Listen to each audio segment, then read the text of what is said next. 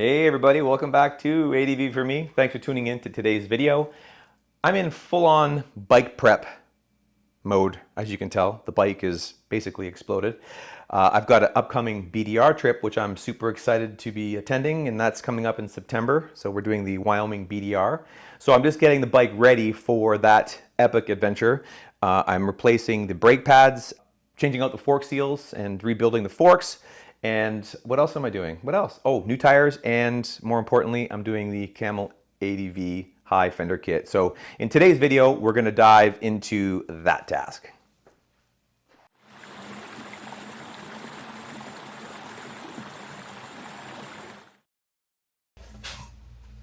All right, so let's get into this project. So here we have the Camel ADV kit. I'm going to mention that the fender does not come with the kit. Camel ADV does a great job of identifying what fenders actually work really well with the kit. So inside the box, this isn't how it was packaged. I've already opened it up. You've got your main block, which mounts underneath the forks. Your triple clamp. You have some instructions in here, and you've got the template to mark your fender for drilling. Additionally, you've got some brake lines and some additional hardware in here. So we're going to go ahead and get this opened up and begin. So the first thing that I'm going to do is just drain the brake lines. Now, you're going to want to obviously have a catch basin and some shop towels and some brake clean to clean it up. So this is a 6 mil bolt. So we'll remove this banjo bolt, which we're not going to be reusing.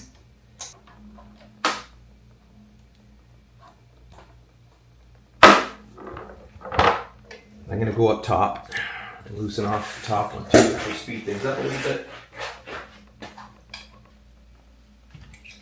So up top here on the ABS module, you'll see you've got your 4 different lines here.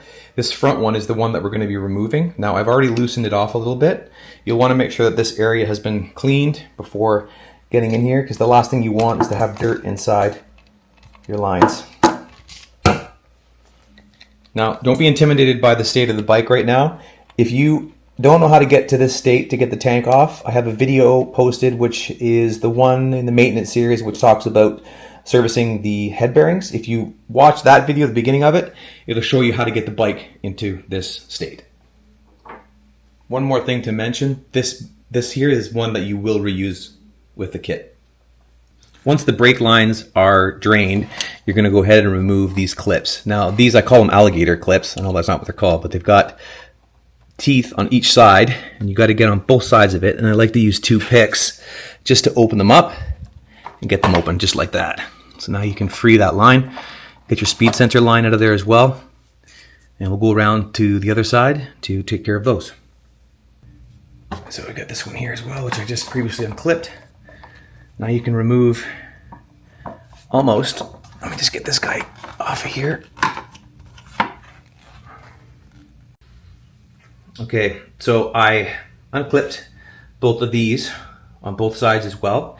Now you can set this aside. You're not going to be utilizing this again, so you can just put this away somewhere for safekeeping for down the road. Okay, once you have all of the clips, there's a couple more clips that you'll have to take off, but they're the exact same idea. They're just double-sided alligator clips, which you can just pop off. After that, you're going to go ahead and you're going to remove this bracket up here, which holds the ABS sensor, your speed sensor, sorry, and your brake line. So we're going to go ahead and remove that now. It's an 8 mil bolt.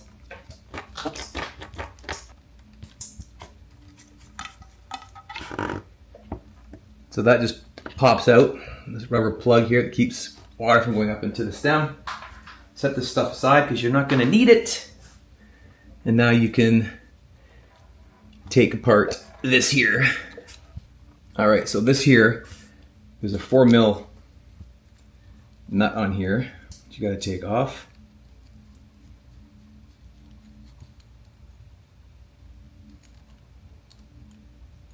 And then this will open up.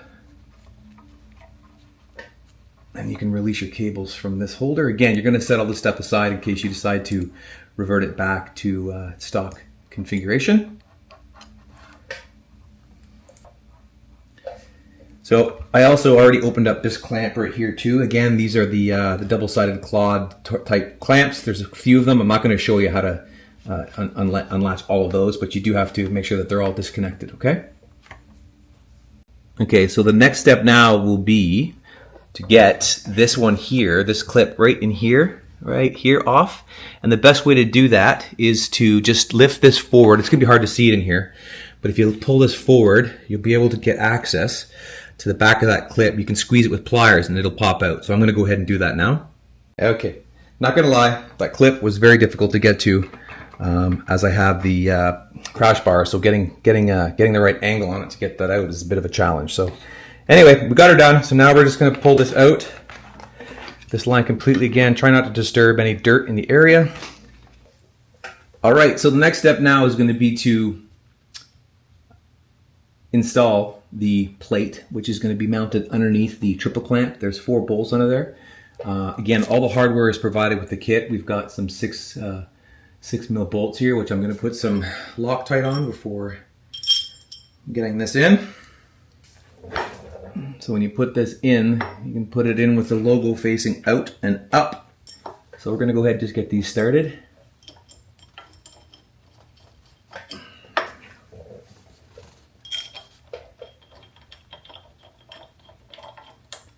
I'm really excited about this kit. Not going to lie, I think it's going to look so good.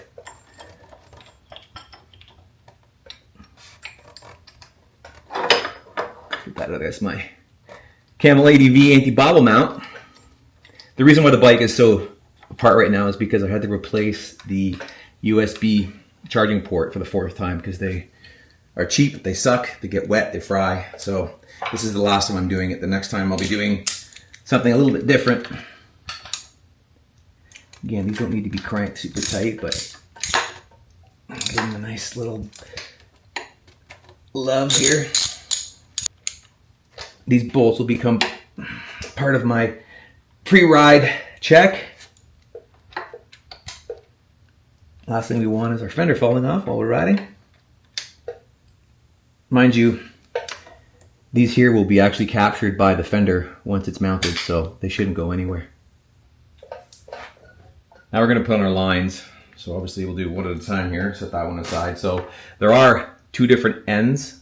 The straight end is going to be situated down at the caliper, and this guy here has got a bit of a bend to it. So you want them to be facing forward and basically pointing out away from the bike. So we're going to go ahead now and get our bolts, our banjo bolts with our washers. And we'll just get these started. So we've got, again, all the hardware is supplied.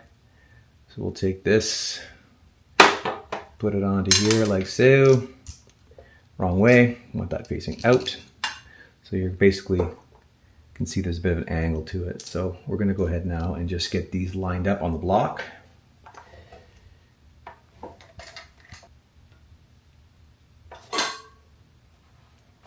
Hi. So these are gonna be just at a slight angle coming out.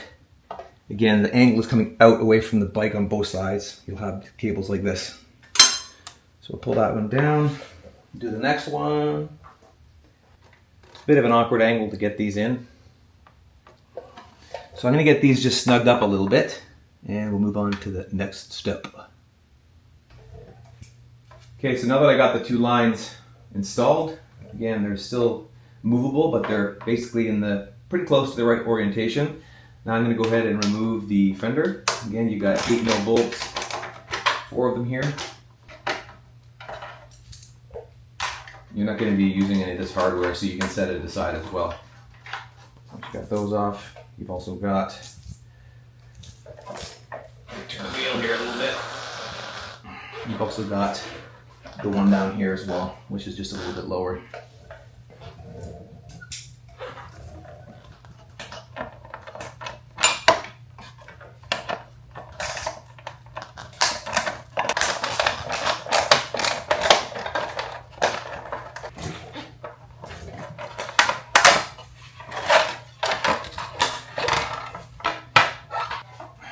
There you have it. So that guy's done. Set that all aside. So now, what's next? All right, so now what we're gonna do is we'll just get the lines secured to the calipers. So you'll take a banjo bolt and 2 more sealing washers. And again, this is going to be running on the inside of the fender. Like so. We'll get them just tucked in sort of like that.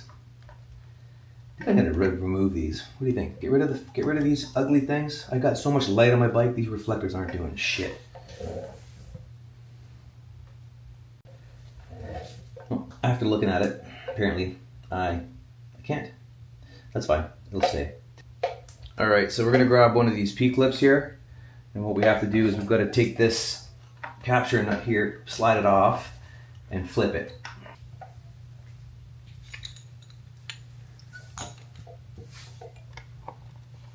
Just use a pick to open it up a little bit.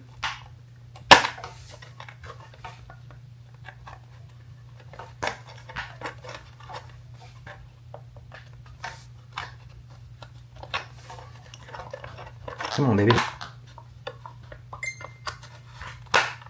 There we go. I'll flip that around. Like that. Grab your P-clip again. So you're going to want this guy here to be like this, so pointing towards the wheel and in behind like this. So we're going to have to get at that from the other side in order to tighten this up with the provided hardware. So let's do that now.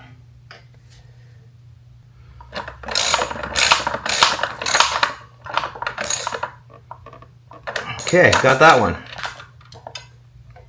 Okay, from here we're going to take the blanking plates and we're going to grab one of the provided washers, or sorry, provided screws. Again, it's these big guys here.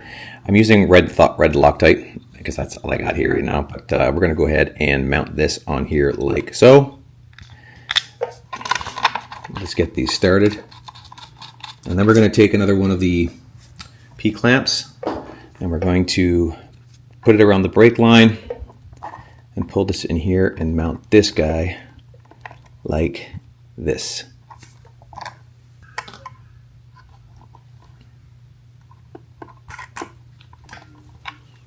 Okay, there we go. Okay, now I'm going to tighten these down a little bit more. I'm going to keep everything sort of loose until I'm done with everything in case I need to make any subtle changes. All right, we're over on to the other side and it's going to be basically the exact same procedure. So grab another one of the banjo bolts with the washers.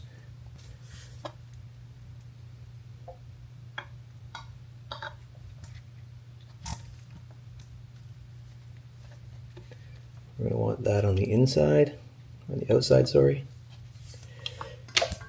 And we'll get that started. Okay. Now pull off this clip again to reverse it.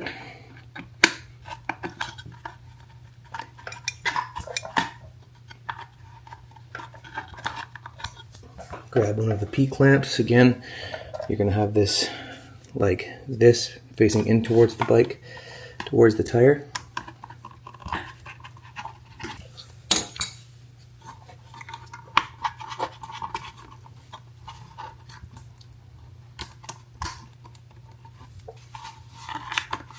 Again, it's easiest just to come through the other side.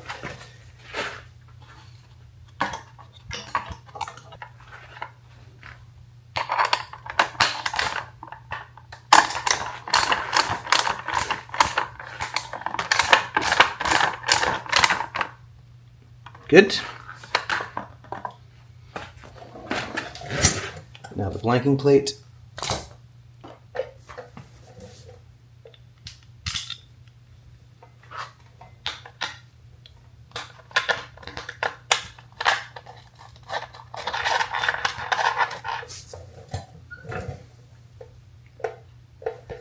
Grab your other P-clamp.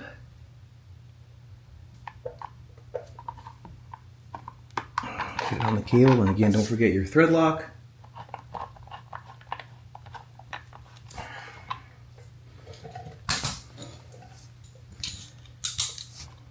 You can have these at a slight angle as well, just to make the bend of the cable a little more natural. All right.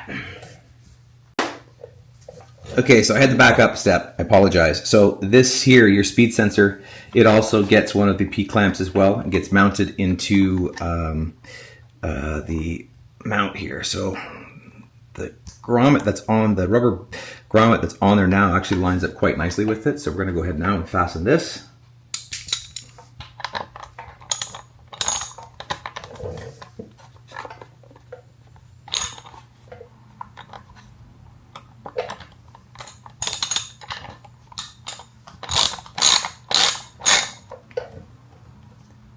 This one I'm going to orient a little bit straighter just to keep it tucked in a little bit closer to the brake line here.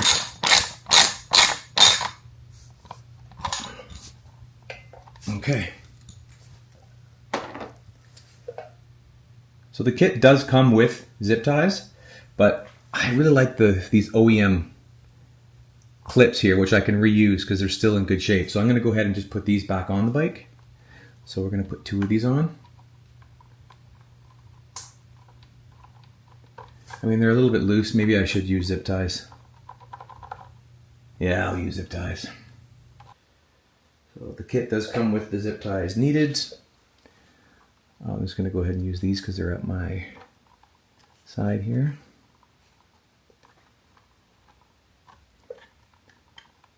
Good. There's one up here.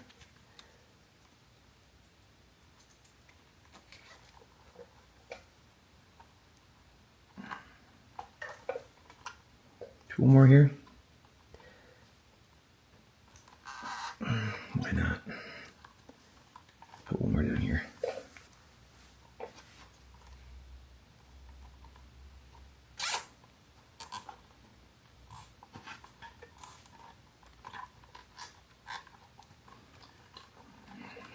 Okay, perfect. Okay, so now I'm just going to replace the brake line here. I'm just going to get this washer lined up. I've already cleaned the area, so there's no dirt or anything that's going to make its way into the system. So I'm just going to put this here. And then this guy here has got a bit of a bend to it, and the bend is going to be towards the middle of the bike. So we're going to go underneath here.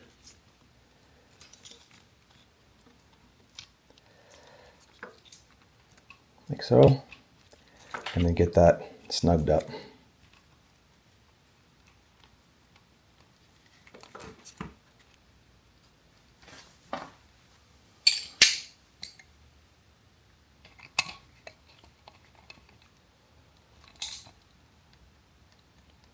You don't over tighten it. It's good. All right, look at this shot. Now we're looking up underneath. So I probably should have threaded this on first, and I'll make a comment. I probably should have got this started. I guarantee you I should have got this started, because now I got to get this in here, which is okay. It's not terrible. It's easy. It's easy.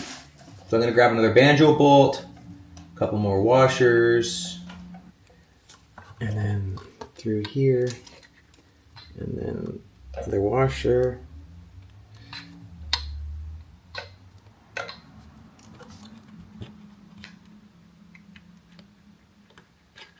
Where's the hole? Story of my life. There we go. Ah, it wasn't bad. You're fine. It'll be just fine. We got it.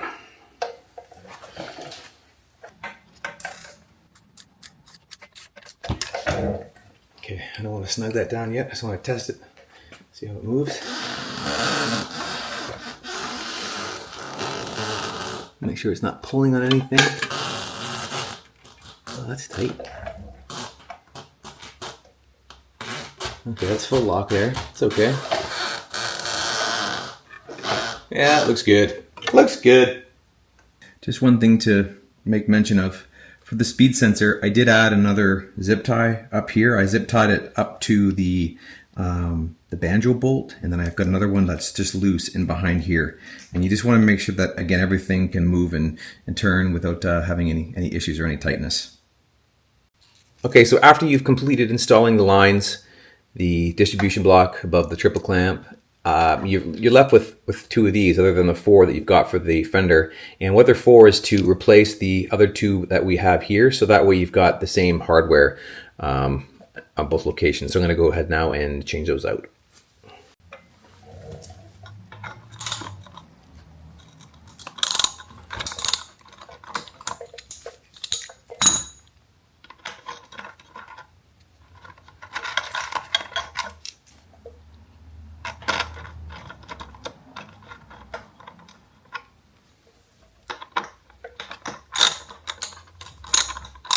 All right. Okay. We've got everything buttoned up. Everything's been fastened. I've gone over the bike and tightened all the fasteners. And now I'm going to go ahead and get the rest of the bike put back together, and then we'll jump into the Fender installation. All right, so through the power of editing, it's the next day, and magically the bike is all put back together. We're going to go ahead now and just wrap up with this installation video, and with that said, we've got the Fender here. This is the Acroby Fender that I decided to go with, the Supermoto. So in the kit, Corey, great guy, provides you with a template. Now this has already been cut out. This is normally on a full-size sheet of paper. This includes the template for where you will drill your Fender. Now, it is mentioned in Corey's video that you need to position the holes as far back as possible in order for your fork guards to properly align with the Fender. Otherwise, you could have some contact issues and potentially break off parts that are kind of important. So anyways, yeah, so just drill your holes out. I drilled them a little bit larger so that I have a little bit of wiggle room, but we're going to go ahead now and get this installed onto the bike. All right, so, oh, it looks so good. Love it. So in the kit, Camel provides you with the hardware. So these are, I believe, T30. T30? Yeah, T30. So we're going to go ahead now and just get these started.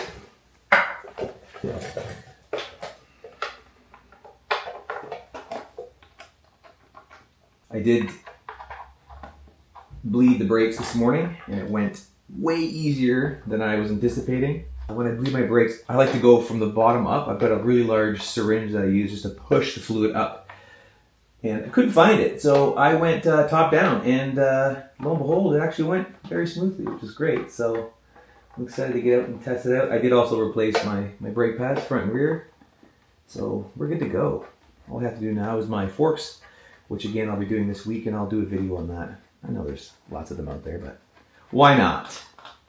So I'm going to go ahead now and just button this up, check for clearance, and do another quick little overview. All right, so after getting everything put together and doing more than just a little test, I quickly realized that my Outback Motortech front crash bars and my Denali light mount were interfering with the top of the fender. So this here was making contact to the fender here and also here. So what I ended up having to do, I'm not sure if you can see it, you probably can. I'm gonna try to get the camera right up inside. Focus, there we go. So I ended up putting in 4 spacers to drop down the fender about, I don't know, half an inch or so, and it is now working perfectly. All right, and there we have it. This looks good. Super excited to go and give this a test ride.